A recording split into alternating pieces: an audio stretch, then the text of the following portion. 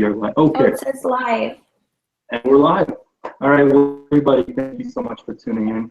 This is our first episode ever of Hotline Sake, and I'm here with the lovely Jessica Jolly. Say hi. Hi. Well, for those of you guys that are tuning in for the first time, my name is Jerome. I live in Niigata City in Japan, right on the west coast. I work for a sake company. And so I love sake, and we're really excited to introduce a little bit of sake here on YouTube for those that are watching at home. Jessica, can you please introduce a little bit about yourself? Hi. I'm Jessica Jolie, and I'm Miss Sake USA 2016. I am a sake sommelier living in Upper West Side, New York City.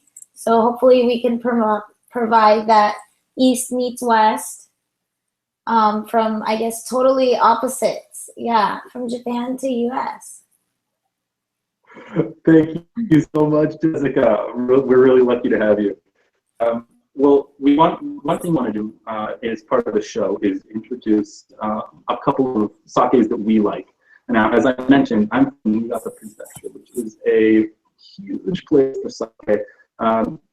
Sake from Niigata Prefecture is usually what we would call light-bodied and dry, and one of the most popular and biggest brands out of Niigata is called Kikusui. This is a brand that you can find in the United States and a lot of countries around the world, Europe, Australia, and South America. So this is something that most of our YouTube viewers can have access to. So I've got a bottle here. And because of my camera, it's going to come out backwards, I think. This is Kikusui Karafushi, which means that it is a dry, light-bodied sake. And this is a honjozo, which means that it's made using 3 ingredients, which is water, rice, and brewer's alcohol. And I'm just going to pop this open. Jessica, have you ever had Kikusui sake before? Actually, yeah, I have. Kikusui is actually quite popular here in the New York market. And one of their most famous sakes are the Genshu, the one in the can. Yes. Yeah. I don't know if you've ever seen this. I know, probably, because I know that you lived in Japan when you were young. But I can get that sake right outside of my apartment in a vending machine. Wow. Have you ever seen that? No, I haven't. That's pretty incredible. I don't think they allow that here in the US. No. But for anybody who's ever coming to Japan, that is real. But you don't see much in Tokyo anymore. At least for 10 years, I haven't. But out here in the countryside, you can still find it. That's pretty amazing. So, I know, isn't that weird? Yeah, but it's an incentive. Mm-hmm.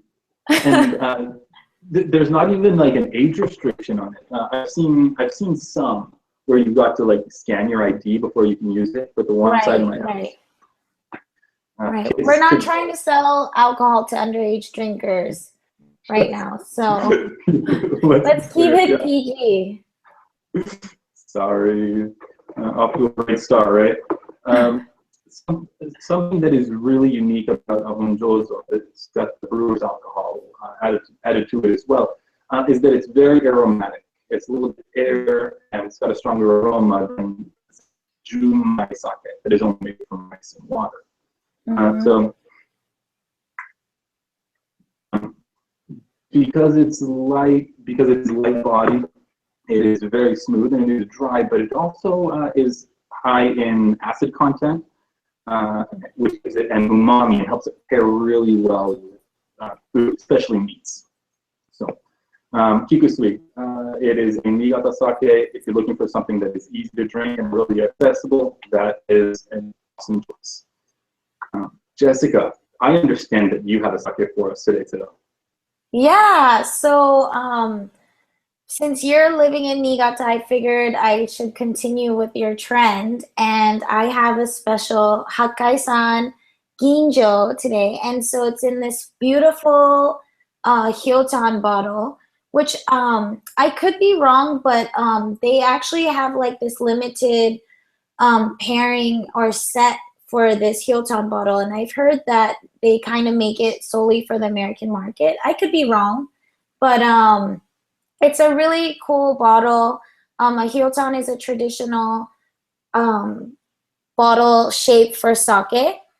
So let's go and try it. So like you said, this is a ginjo style. So this has added alcohol in it.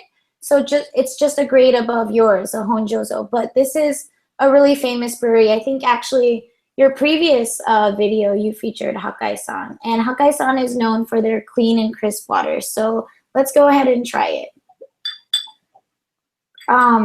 Funny enough, a girl should never be pouring her own sake. So maybe this is a little bit faux pas right now, but they say if you pour your own sake, I will never get married. And since I am Miss Sake, maybe I'll never get married. There's no Mrs. Sake competition? Not here in the US, but they do have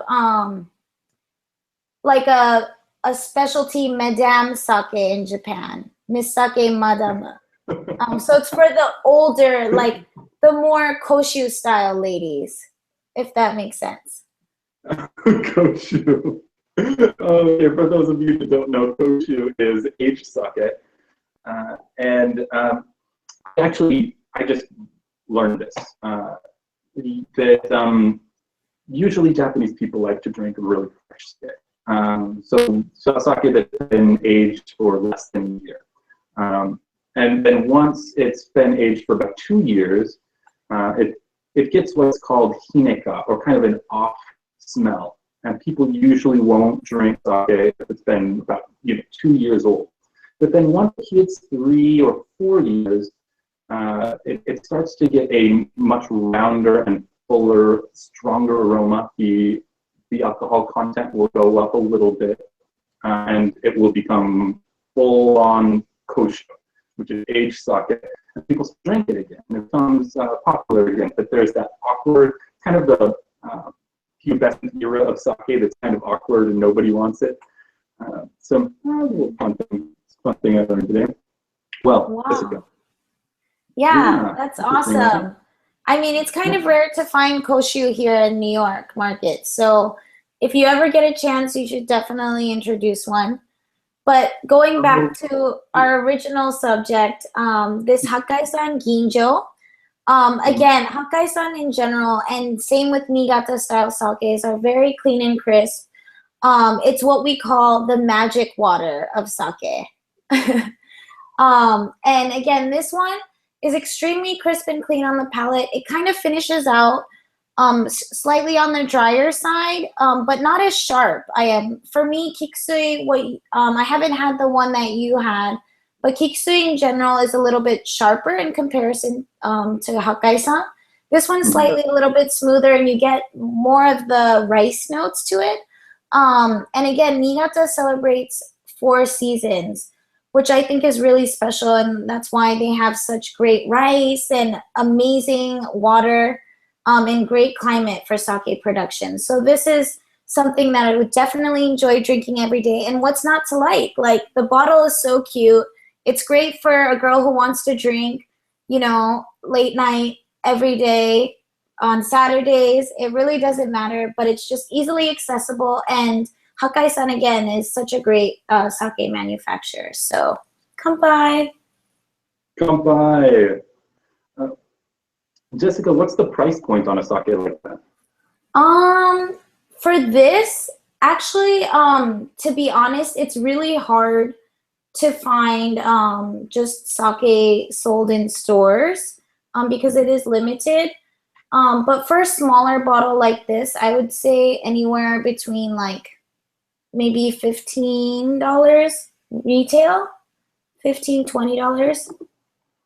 Oh, cool. For a stylish bottle like that, they could make a great gift. That's so reasonable. Yeah, totally. And it also depends on like where you're purchasing it and the brewery itself, or if it's exclusive, or if it's open or sold to the mass market.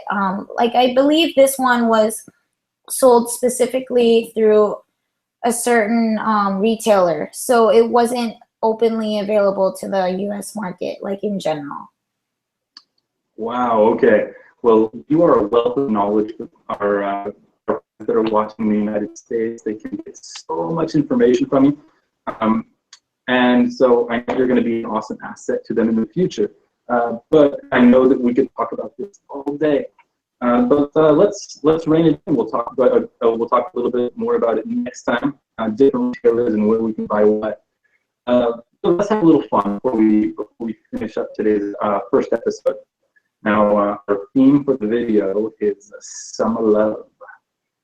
Ooh. Now, yes.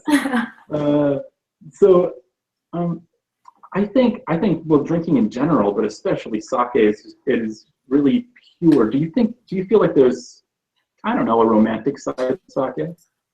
Absolutely. I mean, with sake in general, it's just such a exclusive alcohol that people are intrigued. You know, when I talk about sake, people get so excited in general. So it's kind of that, like, what does she really know about sake? Like, they're interested to hear what I have to say. And once I start talking about it, people definitely get involved and they want to know more and they want to drink more. So it's something that definitely is a showstopper. Great, I love it. If you were going on a romantic date with someone, is there a sake that you would choose in particular that you think is a romantic sake? Um, that's a hard question.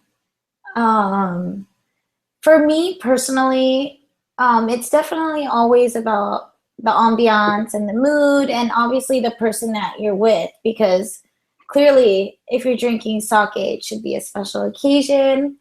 But for me, I think one of the brewers that stand out, or sake specifically, is when they use flower yeast, amabuki. And one of my favorites for a romantic occasion would be the gin no kurenai. They use like an ancient black rice. So the color of the sake itself is like a rosé. It's slightly pink. And they use Nadeshiko flower yeast, which, signifies beauty and love. So it is a special sake, and I would definitely want that for a romantic occasion. Ooh, excellent choice. Okay, last question. How about a place where you can drink sake in New York? You're looking for maybe a romantic getaway, a place with a nice vibe that you could introduce to somebody that you had some special interest in. Where's your go-to? Um, I have one of my favorite places that I love in the city, and it's actually called Sakamai, and it's in the Lower East Side, and it's a sake restaurant and bar. And the reason why I love it is because it's kind of off the beaten path on Ludlow Street in the Lower East Side. But what's amazing about it is that they have this fireplace in the back of the restaurant, and it's very intimate. It's about 3 tables. So right now it's a little hot in New York. I'm sure it's the same in Japan, considering the hot summers. However, during the winters, it's really cold here in New York, just like it is in Niigata. And you definitely want to be sitting by a warm and toasty fireplace and enjoy that special sake with your significant other. So it's definitely a key spot in the New York market for sure. Awesome. Wow. All right, everybody. Heard it here from a real sake professional in New York City. Again, I am Jerome Reed out of Niigata, Japan, working for a sake company. I do international sales and marketing.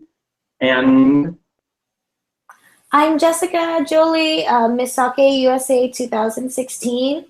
It was a pleasure speaking to you all, and hope to see you next time around for Hotline Sake.